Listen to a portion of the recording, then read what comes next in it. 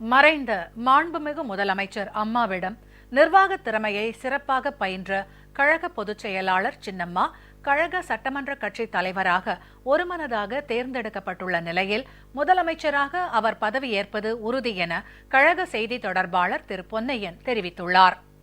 ராணுவ கட்டுப்பாட்டுடன் செயல்படும் ஒரே இயக்கம் அஇஅதிமுக தான் என்றும் அவர் குறிப்பிட்டார்.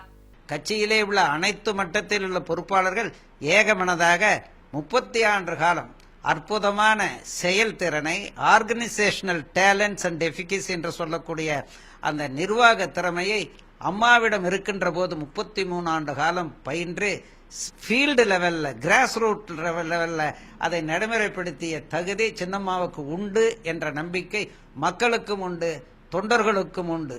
அதே போல ஒரு ஒன்றிய செயலாளராக இருக்கட்டும், ஒரு நகர செயலாளருக்கு இருக்கட்டும், அம்மா ஆட்சி காலத்திலே அவர்கள் பெயரை சொல்லி அழைக்கக்கூடிய அளவிற்கு கட்சியோடு இரண்டரை கலந்து ஞானத்தை பெற்றிருக்கிறார் என்ற காரணத்தால் கட்சியிலே எல்லோரும் சின்னம்மாவை ஏற்றுக்கொண்டார்கள்.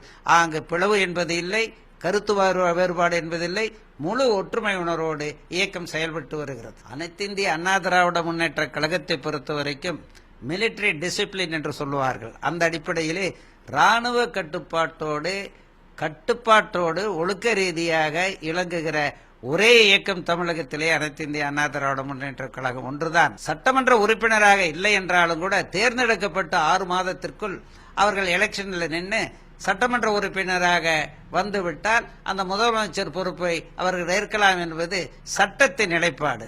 இந்த அடிப்படையிலே இது நடக்கிறது. ஆளுநர் அவர்கள் அவருடைய நேரம், அவருக்குள்ள கால அவகாசம் எல்லாமே கணக்கில் எடுத்துக்கொள்ள வேண்டும் அல்லவா? அதை இன்றே செய்ய வேண்டும், நாளையே செய்ய வேண்டும் என்ற கட்டாயம் எதுவும் இல்லை அல்லவா? ஆளுநரை பொறுத்த வரைக்கும் நடுநிலையானவர், தமிழகத்தினுடைய ஒட்டுமொத்த நலனிலும் அக்கறையுள்ள ஒருவராக செயல்படுகின்றவர்.